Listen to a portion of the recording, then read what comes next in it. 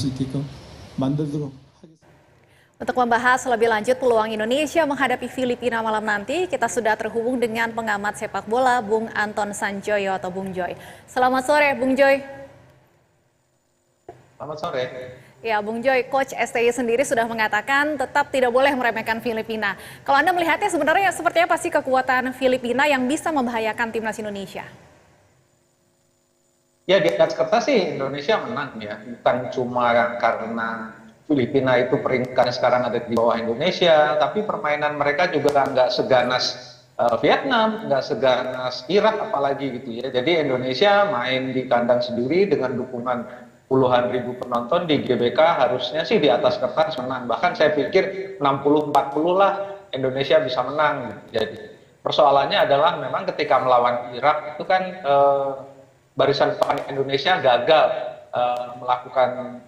melakukan finishing touch yang bagus ya.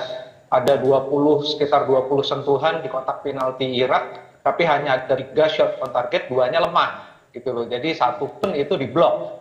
Jadi persoalan utama adalah memang di lini depan Indonesia ini sekarang belum ada lagi yang striker yang klinikal menyelesaikan serangan dengan bagus. Dan Filipina pertahanannya memang tidak setangguh Irak, tapi mereka cukup disiplin ya dalam bertahan, dan mereka punya kemampuan menyerang juga lumayan menurut saya. Lawan Vietnam sempat kocar-kacir juga tuh dikejar oleh oleh Filipina terus gitu, dan baru bisa menang kan menit terakhir, meskipun Vietnam bermain sangat cepatan ya. Dan rasanya sih melawan Indonesia mereka akan banyak bertahan, mengandalkan serangan balik. Mereka punya pemain bernama Monis yang menurut saya cukup cepat ya untuk mendapatkan umpan-umpan di lini depan. Jadi memang tetap harus waspada, meskipun di atas kertas saya yakinlah Indonesia bisa menang bahkan dengan selisih 2 gol. Asal memang ada penyelesaian akhir yang baik. Dan saya cukup surprise ketika melawan Irak mereka bisa mendominasi ya di babak pertama. Sayang memang tidak ada penyelesaian akhir yang cukup. Tapi Filipina tetap harus diwaspadai, dan Indonesia memang harusnya menang. Dengan menang Indonesia lolos, kalaupun draw tergantung hasil dari Vietnam. Tapi Vietnam melawan Irak di Basra memang juga berat gitu. Tapi Irak udah lolos, jadi ada kemungkinan Vietnam juga menang. Jadi keharusan untuk menang di GBK ini memang menjadi prioritas, karena itu akan menjamin posisi Indonesia di putaran ketiga kualifikasi Piala Dunia. Ya, karena kalau melihat line up dari tim Filipina disebutkan ada 5 pemain yang berlaga di Liga 1 Indonesia. Kemudian juga ada kiper dari timnas Filipina yang juga berlaga di Eropa. Artinya memang bukan tim yang patut untuk diremehkan, Bung Joy. Ya, at least memang bermain di Eropa dan penampilannya cukup baik ya. Tetapi memang secara keseluruhan rata-rata kualitas pemain Indonesia, apalagi yang menurut saya yang U23 malah lebih dominan bagusnya ya daripada yang senior beneran.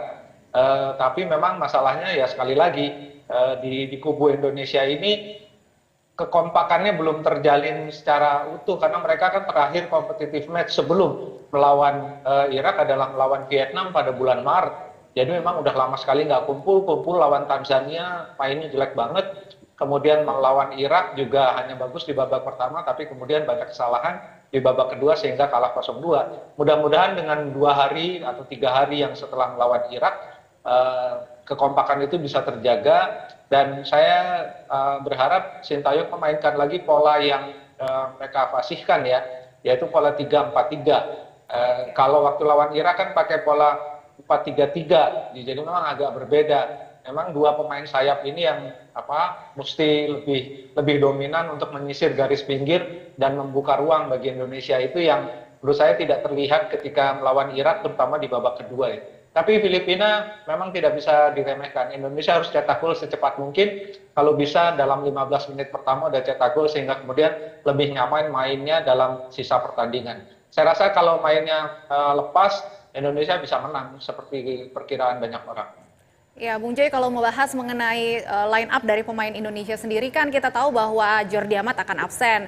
Tapi kemungkinan besar akan ada debut dari Kelvin Verdong ya. Anda melihatnya akan seperti apa nih prediksi line up pemain nanti? Kalau Jordi Amat nggak ada kan ada Jai. Jai kan menurut saya kualitasnya lebih bagus daripada Jordi Amat. Lebih aman lah di lini belakang. Tapi Verdong menurut saya belum akan dimainkan karena posisinya tuh sebetulnya sama sama Shane Patiyama.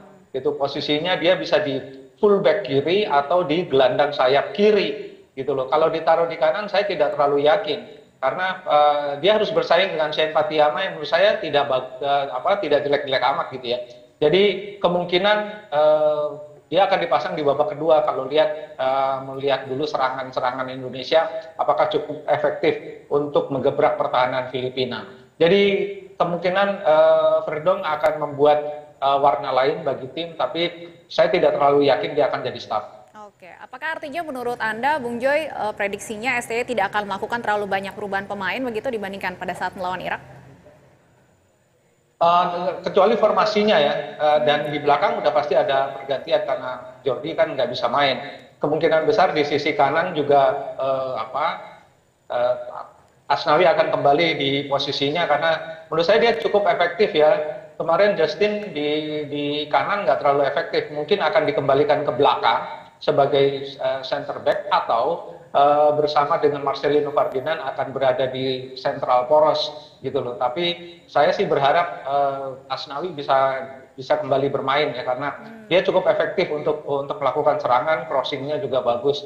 Jadi kemungkinan memang ada beberapa pergantian dari tim yang melawan Irak. Selain formasi 4-3-3 berubah menjadi 3-4-3, kemungkinan ada perubahan di sisi formasi saya. Baik, Bung Joy, apa pesan dan harapan Anda untuk Timnas Indonesia agar bisa bermain maksimal dan bisa lolos ke tahap selanjutnya, kualifikasi Piala Dunia 2026?